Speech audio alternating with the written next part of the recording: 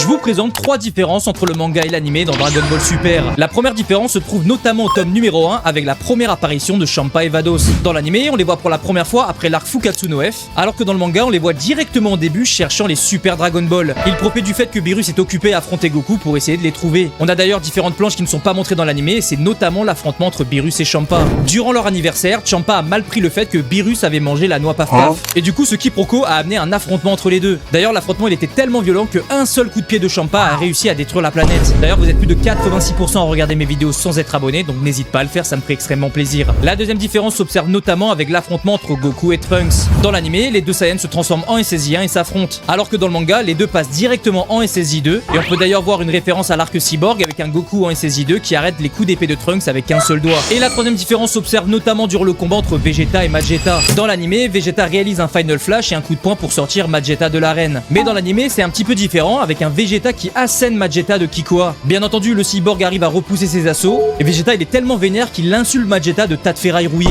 Magetta le prend mal et notamment parce que la race des Metal Men prennent très mal les insultes. Et après cette insulte, il est directement paralysé, il se prend Kikoa et sort de l'arène. D'ailleurs, à la différence de l'anime, Vegeta avec ses Kikoa avait détruit le tour de l'arène pour qu'il soit bloqué. Et pour moi, c'est une référence de plus avec le fait que Janemba prend lui aussi mal les insultes. Oh punaise.